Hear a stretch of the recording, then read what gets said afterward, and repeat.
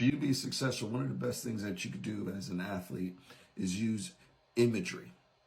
Imagery is practicing the skill or executing the skill mentally instead of actually doing it, right? That means, we always talk about this during practices and drills. I think when you're on the bench or when you're waiting for your time to get up in the drill, that you should be taking mental reps. It means you see yourself going through and executing the skill. This is more than just visualization. It is visualization, but it's more than that because it requires all five senses.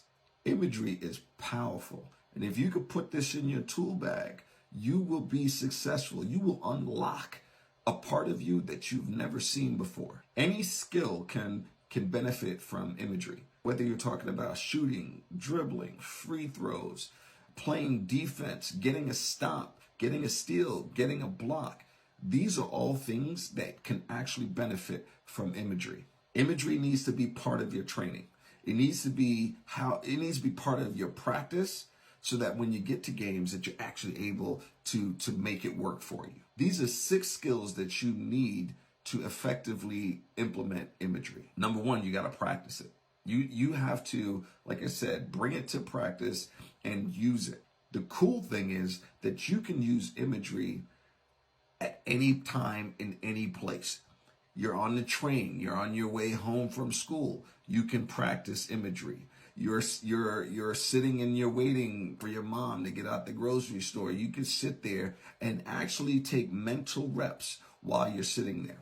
Number 2, the skill that you need to have to effectively use imagery is relaxation. You need to be able to get yourself to a place where you're actually really comfortable. It's meditation, it's things like that. But whatever it is, you have to find a way to get relaxed. The best way to actually implement imagery is from a relaxed state.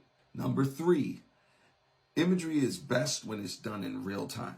It's like I said in the previous note, right, that you can get better and take these mental reps and actually practice imagery when you're commuting to and from school or what have you. But the best way to do it is actually live. If you're in a game or you're in a game or you're in practice, take the reps. See yourself doing those things before you get up, right? And then go to work and try to replicate what you just saw in your head. Go to work, figure out it worked, it didn't work, come back, reimagine what it's supposed to look like, what it's supposed to do, and go right back at it. And while you're doing it, use positive self-talk. Coach yourself through it. I saw this video the other day of a kid who they mic'd him up, man, and he was just talking to himself the whole time.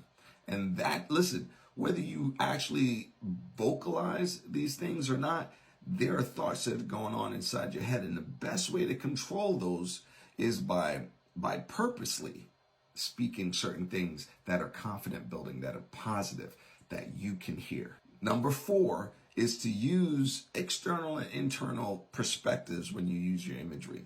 For example, you could do it. You could see yourself making this jumper a catch and shoot.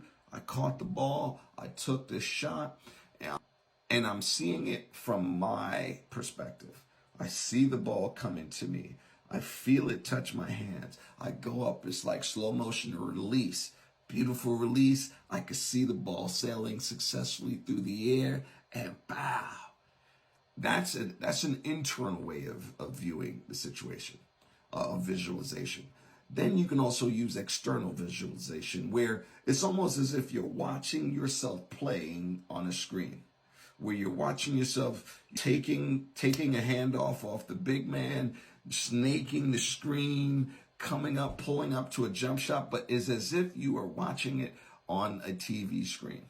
Being able to utilize both of those methods will actually give you the fullest and most complete way of visualization. And number 5, use all 5 senses, right?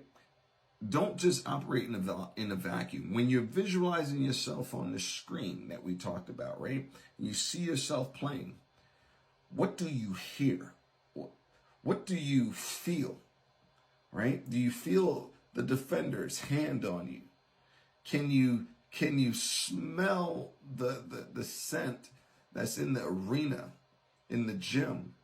Try to actually make it as real as possible. Make sure you can sense and you are there. That's when visualization really takes off. And number 6, and I talked about this before on my channel, but you need to have triggers. Triggers will allow you to conjure up levels of energy and performance by practicing associating that word with whatever it is that you want to accomplish. If your goal and your role is to be a great defender, what is it that you need to be a great defender? Maybe these are even things that your coaches actually say, like get low, explode, right? Relax. These are things that actually trigger the performance that you need. Don't be afraid to come up with a few phrases, a few words that you automatically use to trigger the behavior and the performance that you're looking for in your next game.